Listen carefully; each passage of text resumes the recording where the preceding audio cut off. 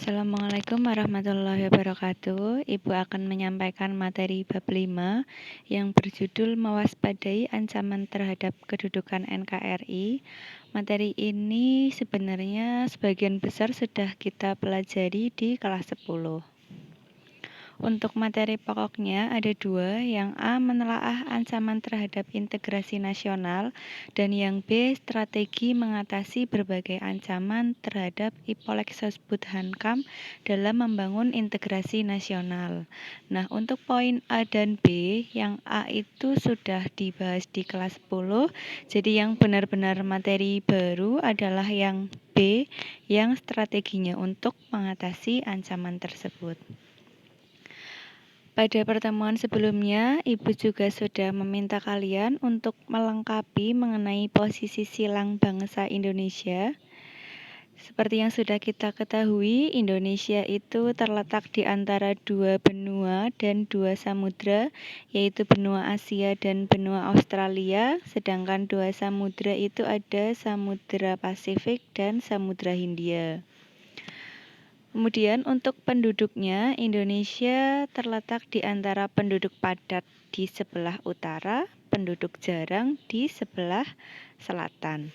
Kalau dari petanya sudah terlihat ya, yang di sebelah atas itu yang utara itu kan negaranya lebih banyak daripada yang di sebelah selatan.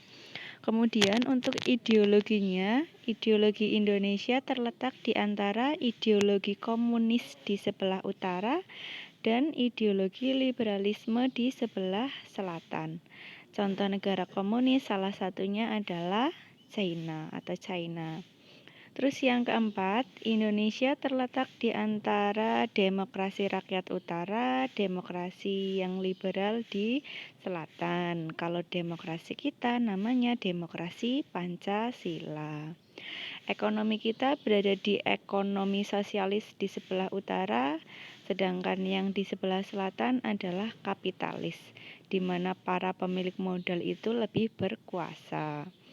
Yang keenam, masyarakat kita berada di antara masyarakat sosialis di sebelah utara dan masyarakat individualis di sebelah selatan. Kalau kebudayaannya di sebelah utara lebih mengarah ke yang timur, kalau yang di sebelah selatan ke arah barat.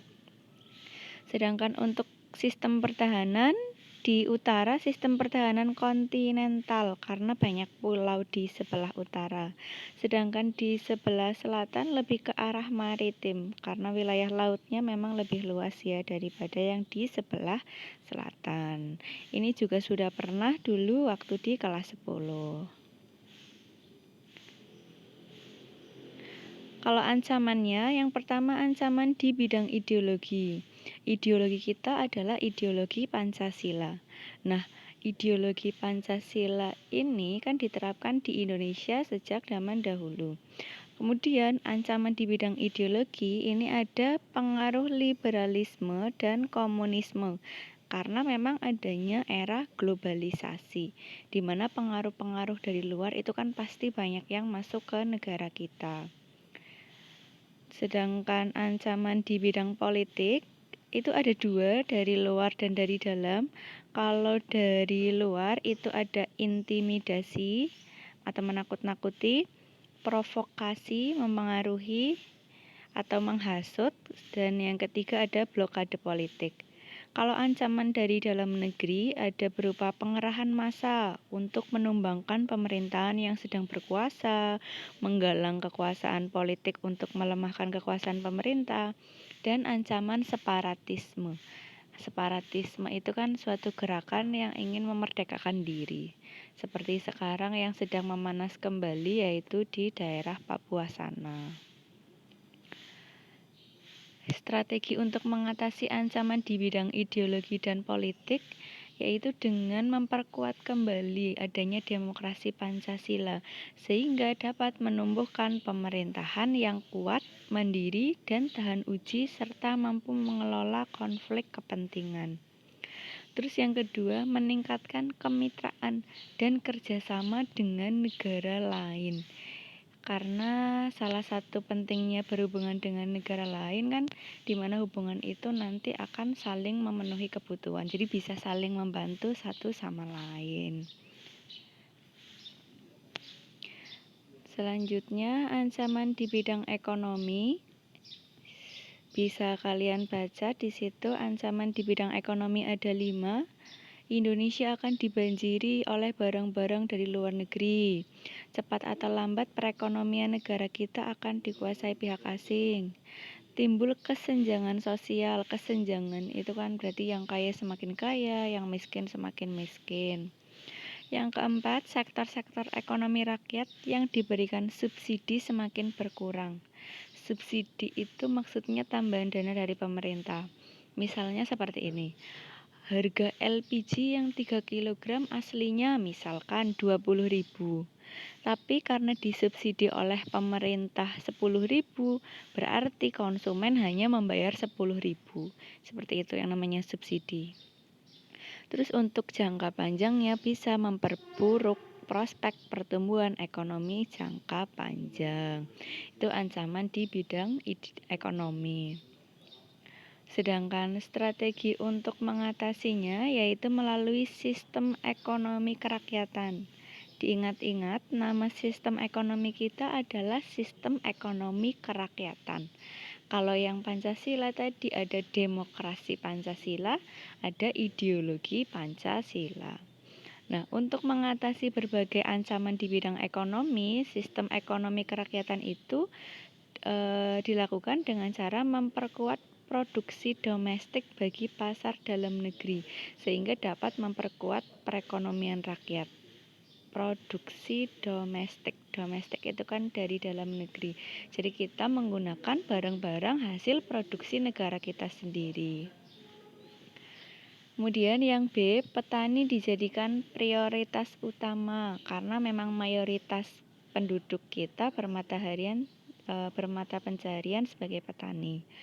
Yang ketiga, perekonomian orientasinya adalah kesejahteraan rakyat. Terus yang keempat, tidak bergantung pada badan-badan multilateral seperti IMF, Bank Dunia, dan WTO. Karena kalau kita bergantung ke bank-bank tersebut, ke badan multilateral tersebut, kalau kita meminjam, pasti kan ada bunganya atau ada persyaratan-persyaratan tertentu. Gitu. Terus yang kelima, mempererat kerjasama dengan sesama negara berkembang untuk bersama-sama menghadapi kepentingan negara maju. Itu di bidang ekonomi. Jadi tadi ada ancamannya, kemudian strategi mengatasinya melalui sistem ekonomi kerakyatan. Terus selanjutnya adalah ancaman di bidang sosial budaya, ada 2, dari dalam dan dari luar negeri. Kalau dari dalam itu ada kemiskinan, keterbelakangan, kebodohan, ketidakadilan. Nah, kalau ancaman sosbud dari dalam ini ternyata bisa memicu ancaman di bidang lainnya. Contohnya di bidang pertahanan dan keamanan. Karena miskin, makanya dia melakukan tindakan pencurian. Pencurian itu kan berarti termasuk ancaman di bidang keamanan, seperti itu. Terus kalau yang dari luar ada gaya hidup konsumtif. Konsumtif kan itu kan berarti selalu mengonsumsi terus barang-barang dari luar negeri. Jadi belanja terus konsumsi terus bukan memproduksi. Terus yang kedua sifat hedonisme. Hedonisme itu lebih mirip dengan berfoya-foya. Jadi kenikmatan pribadi adalah hidup. Yang C, individualisme, kayaknya sudah paham arti individualisme. Yang D, gejala westernisasi. Westernisasi itu gaya hidup yang ke barat-baratan. Kemudian yang E, memudarnya semangat gotong royong.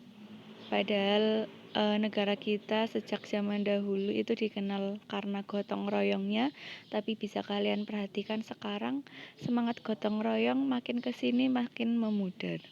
Terus yang F, semakin lunturnya nilai-nilai keagamaan. Salah satunya memang karena adanya era globalisasi.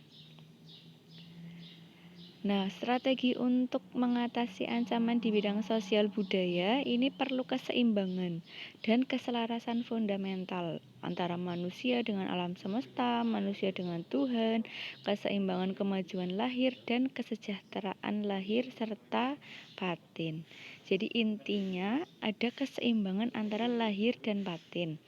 Misalnya seperti ini, ketika kita mau hedonisme, kita ingat kembali bahwa rezeki itu adalah pemberian dari Tuhan yang sebagian hak orang lain ada di situ.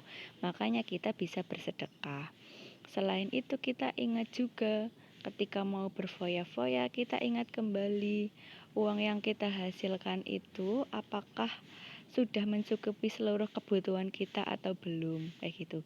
Jadi perlu di cross check berkali-kali ketika kita mau melakukan tindakan-tindakan yang negatif. Harus ada keseimbangan. Terus kesadaran dan keserasian melahirkan toleransi yang tinggi sehingga dapat menjadi bangsa yang berbineka dan bertekad untuk selalu hidup bersatu. Sampai sini berarti sudah selesai untuk PowerPoint-nya. Tadi ada ideologi, ada politik, terus ada ekonomi, terus ada sosial budaya. Terus untuk yang bidang pertahanan dan keamanan, Ibu jelaskan secara garis besarnya saja. Kalau di bidang Hankam, ancamannya banyak ya, ada gerakan anarkisme, ada gerakan yang lainnya juga yang mengancam pertahanan dan keamanan. Nah, kalau strategi untuk mengatasinya, kalau kalian masih ingat, sistem pertahanan dan keamanan kita itu namanya adalah Sishankam-Rata, Sistem Pertahanan Keamanan Rakyat Semesta, di mana melibatkan seluruh rakyat untuk ikut membantu dalam menjaga pertahanan dan keamanan. Ciri-cirinya ada 3, ada kerakyatan, kesemestaan, dan kewilayahan. Terus jika muncul ancaman dari luar negeri yang mengancam pertahanan dan keamanan kita, pertahanan kita, kalau ancaman itu dilakukan oleh negara, misalnya Malaysia menyerang negara kita, itu namanya ancaman tradisional. Diingat-ingat, ancaman tradisional itu aktornya adalah negara. Dan untuk mengatasi itu dilakukan adanya operasi militer untuk perang. Nah, kalau yang ancaman non-tradisional itu berarti ancaman yang aktornya selain negara. Misalnya gerakan separatisme di Papua. Papua itu kan bukan negara. Nah, untuk mengatasi permasalahan tersebut, maka diperlukan adanya operasi militer selain perang, OMSP, operasi militer selain perang, seperti itu. Materinya sampai di sini selesai, bisa kalian buka dan simak kembali materi-materi sebelumnya karena ini bab 5 materinya sedikit, jadi sudah selesai semua, tinggal kita ulangan melalui PHP. Terus jika ada yang ditanyakan bisa langsung ditanyakan ke Ibu. Kurang lebihnya Ibu mohon maaf. Wassalamualaikum warahmatullahi wabarakatuh.